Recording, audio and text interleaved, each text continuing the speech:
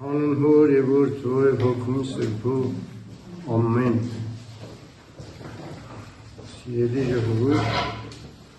այսօր անառակ Որդու վերադարձն, անառակի կիրակին, ուզում եմ խոսել անառակ Որդու մասին, բայց մենք գիտենք Սուրբ գրքից այդ ամբողջ պատմությունը, անառակ Որդու վերադարձի, շատ ենք լսել, բայց ուզում եմ ուրիշ տեսանկյունից խոսել նորից։ Անցած կիրակի մենք խոսեցինք արտաքսման կիրակի մասին, ինչպես մենք արտաքսվեցինք ու ընկանք այս աշխարհ։ Հիմա այնքան հետաքրքիր է հերթականությունը, այսօր անառակի կիրակին է, որտեղ այդ անառակի որդիները գրեթե ցանկացած ենք բոլորս, որովհետև արտաքսվելով ընկանք այս աշխարհ, սկսեցինք գնալ դեպի աշխարհը, եւ տեսեք, ինչպես անառակ որդին թողեց իր բաժինը վերցրեց գնաց դեպի աշխարհը, Ես խորհուրդը նա է, որ գնում ենք դեպի աշխարհի ցանկությունները, աշխարհի մեղքերը, որ հաճելի է մեր աչքերին ու մարմնին, գնում ենք այդ մեղքերի մեջ։ Եվ հիշում եք չէ պատմությունով, վերջում գնում է, սկսում է խոզերին նայել, անգամ ուզում է խոզերի կերակուրից էլ ինքնես օգտվի, տվող չկա, եւ այլն եւ այլն։ Խոզերի մասին շատ տեղեր կա Սուրբ գրքում, թե հին կտակարանում, թե նոր կտակարանում, հին կտակարանում, որ խոզի միսը արգելում է ուտել, նոր կտակարանում, օրինակ Պետրոս Առաքյալի, որքան հիշում եմ երկրորդ թղթում, ասում է ինչպես շունը վերադառնում է իր փսխածը, այնպես էլ լվացած խոզը վերադառնում է իր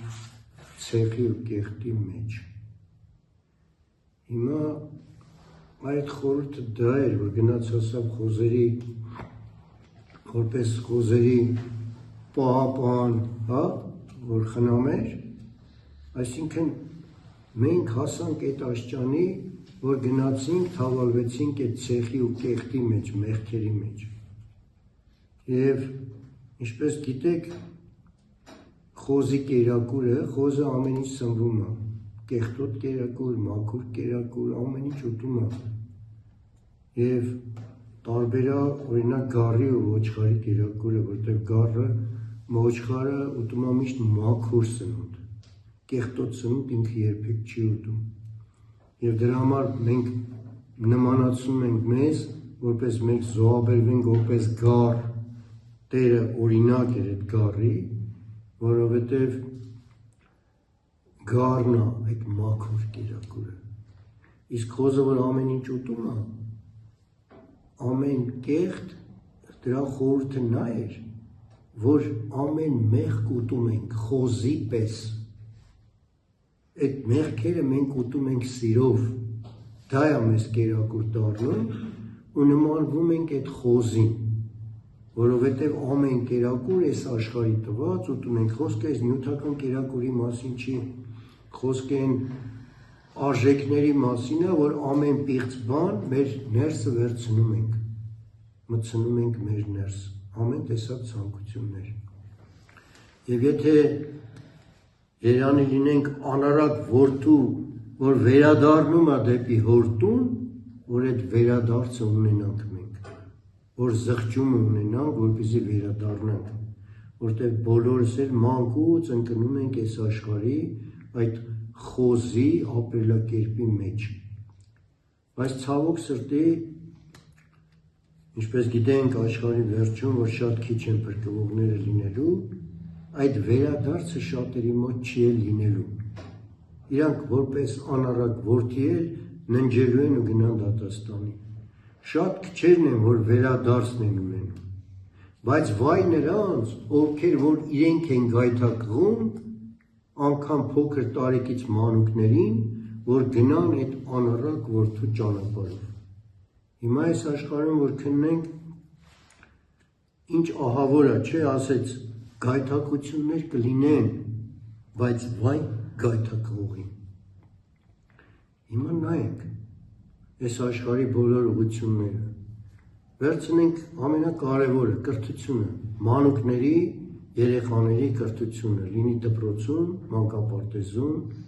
թե բարձրագույն ուսումնական երիտասարդ տարիքի արդեն, եթե վարժապետները, հա, ուսուցիչները, մանկավարժները, դայակները երեխաներին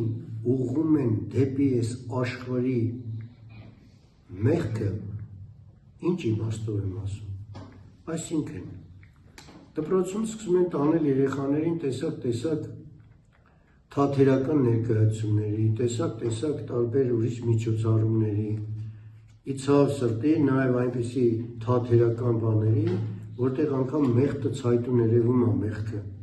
եւ երեխաներին ոնց որ գցում են այդ աշխարհի մեղքերի կերակուրը տալով եւ սկսում են աշխարհով մեծանալ երեխաները, ոչ թե Աստծով։ Եվ դրա համար շատ մեծ դատաստան կլինի այդ գայթակղողներին, որտեղ իրանք որպես դատվելու են որպես մանկասպաններ։ Այսօր աշխարհում բացեի հայտ արդեն ցույց են տալիս մանկակերություն։ Հենց բառից բուն իմաստով, բայց հոգևոր առումով որ նայում ենք, ինչքան խորն է, որ շատերը կլինեն այդ մանկասպանները, դուք դատվելու եք որպես որդիասպաններ, որտեղ որդիներին տենց ենք դաստիարակում։ Նույն ձևի տեսակ չարը այնքան ճյուղեր է ստեղծել, թե մարզական արվեստում, որ մարդիկ զբաղվեն սրանով, բայց կտրվեն հոգևորից, մարդիկ զբաղվեն ֆուտբոլով, մարդիկ զբաղվեն նրանով, մյուսով, ես չեմ ասում, որ առանձին վերցրած, որ մի քիչ զբաղվում ես մեղքա, քավլիցի, բայց դու ամբողջ ժամանակը տալիս ես դրան, կտրելով քեզ հոգևոր ժամանակից, որ տայր սովորեիր Աստծո խոսքը, ցավոք սրտի, որ վիճակն այս է, նաև, որքան գայթակղողներ են նաև են դերասան կոչվածները, հա, լինի թատրոն, լինի կինոներ, տեսակ, խոսքը սենց մեր ազգի մասին է, չեմ ասում բոլոր աշխարհն է տենց, բայց մեզ ավելի ցավալի է մեր ազգը, որպես առաջի քրիստոնյա երկիր, որ պիտի Քրիստոսի հետևից գնանք, ինչ են անում, տեսակ ֆիլմեր են երկար սերիալներով ցույց տալիս, ինչ են սովորացնում, եթե ոչ փողոցի խուժան, այդ խոսելա ձևը, փողոցի բառը, հա, այսօր ես զարմացա, որ առաջ չկար տենց բան, անգամ շատ Երևանի մարզերում, հա, շրջաններում, արդեն կան բան, գողական օֆիսներ, շատ տեղերը դպրոցների կպած ինձ, որ ինչ, այդ երեխաները դպրոցից դուրս են գալիս ու բռնվում են դրանցով, նորից գայթակղվում են ու գնում են հիմա այդ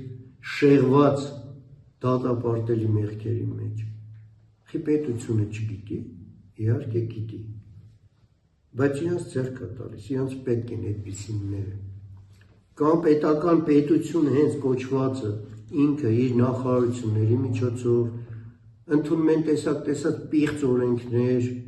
կրթությունում փոխում են ամբողջ երեխաների կրթական համակարգը, էլ ավելի պիղծ բաներ են մտցնում, որպեսզի փոքր ժամանակվանից երեխաներին գցեն մեղքի մեջ, և վայ մեզ, այդ գայթակղողները անառակ են, բայց դարձ չեն ունենալու, գայթակղողները, իսկ գայթակղողները անգամ մանուկները լինեն, Աստծո նախախնամություն լինում է նրանց, որում պետք է Աստված բռնում փակում է, չի թողում, որ գնա կործանարար ընկնի մահացու մեղքի մեջ ու ընդմիշտ կործանի հոգին, բայց վայ գայթակղողներին, նրանց շատ դժվար է լինելու, մանավանդ այն իշխանավորներին, որոնք իշխանություն ունեն այդ ամբողջի վրա, թե կրթության վրա, թե առողջապահության վրա, ամեն տեղ, ամեն օր, կամ այդ կինոներում, որ ցուցադրում են դաջվածքներով, Նորից գայթակղում են երիտասարդներին, այսօր տեսնում ենք ինչ ահավոր վիճակը ամբողջ մեր երկրում, աշխարհի մասին չեմ էլ խոսում, իցավ սրտի, եւ եթե Աստված նախախնամությունը լինում է, մենք այդ անառակ որդուց դարձի ենք գալու դեպի մեր որդունը, դեպի երկին, այդ զղջումը կլինի, Աստված կների, որ կարդում ենք Սուրբ Գիրքը, որ ամենակարևորն է, այնտեղ բոլոր թագավորները կապ չունի է, Իսրայելի թագավորներ էին, Հուդայի թագավորներ էին, բայց սա ամբողջ մեր այդ ազգերի թագավորների էություններն է, նույն պատմությունն է, ոնց որ մերը, բացարձակ չի տարբերվում այսօրվա վիճակից, երբ որ մեղքեր էին գործում, Աստված ծեծ էր տալիս, բայց հետո որ զղջում էին, մեղա էին գալու Աստծո առաջ, շատ քիչ թագավորներ էին զղջում,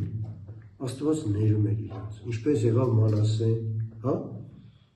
Ինչպես եղավ Սողոմոնը,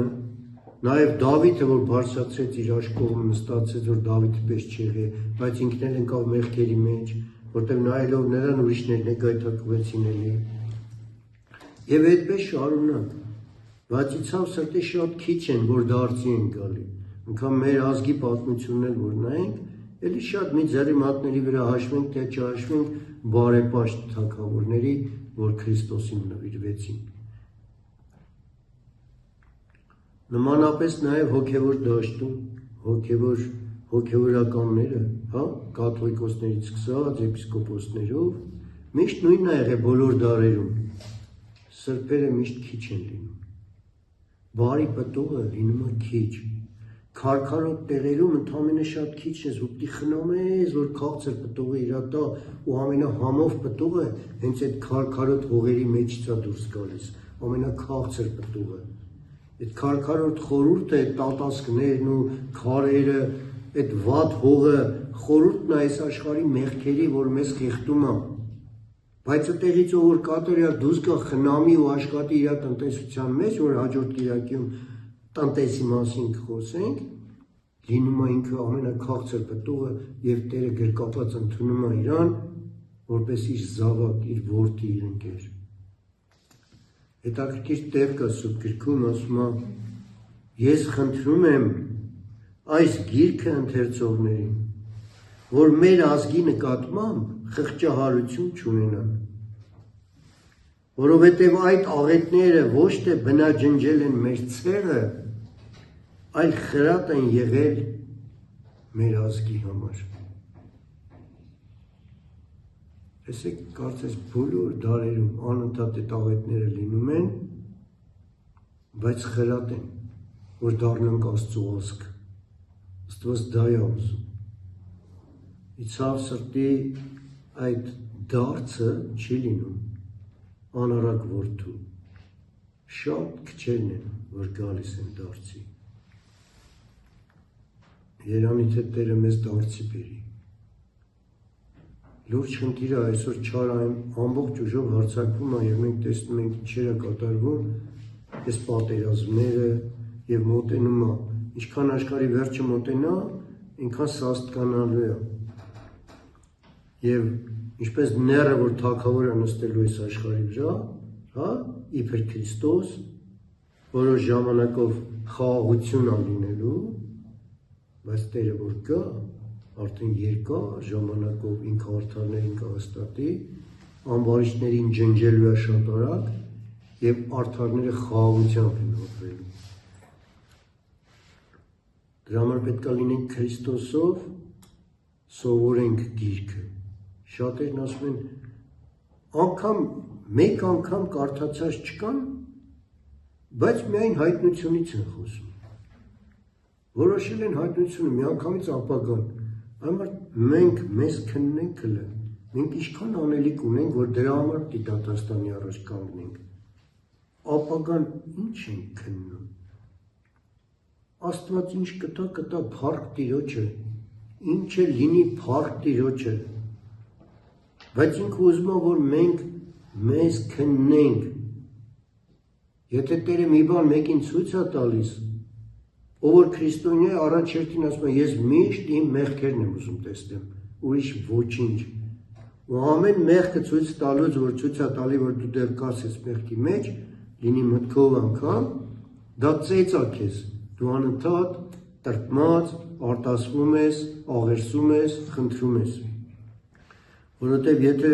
բարձրացնի ու ցույց տա, որ դու բարձր ես, ընկնում ես հպարտության մեղքի մեջ։ Եվ շատերը ընկնում են, որոնց անունը բարձրանում է, հպարտությունը կամաց օձի պես գալի մտնում է իր մեջ, որտես դու ինչ լավն ես, դու սենց ես, դու նենց ես, եւ այդ հպարտությունը գլորում է այդ վերևից, գահավիժում է, գցում է ներքև։ Դրա համար Աստված իր նախախնամությունը իջեցնում է հենց խոնարհների ու արդարների վրա։ Խոնարհ ես, արդար ես տեսնում դատը ընկերոջդ մեջ։ Իշխան, դու արդար ես դատում քո ժողովրդին։ Դավիթ թագավորը ննջելուց իր վերջին խոսքերն ասեց, որ երկրի իշխաններ, արդար դատեք ժողովուրդներին։ Դավիթի աղոթքը ամբողջ այդ վերջին, հետո գալիս է Սողոմոնի զղջումն, Սողոմոնի աղոթքը, եւ այդ ամբողջը սաղ Սուրբ Գիրքը մեզ օրինակներ են ծառայում, որպեսզի սովորենք։ Ցավոք սրտի Սուրբ Գիրքը շատ քիչերն են անընդհատ կարդում։ Սուրբ Գիրքը մինչև մեր ննջելը, մեր աչքերի տեսողությունից ընկնելը միշտ պետք է կարդանք, որտեղ ամեն կարդալուց մի նոր բան բացվում է մարդու մեջ։ Ամեն կարդալուց մի բան տեսնում ես, որ ես չէի տեսել։ Եվ այդպես է իրոք։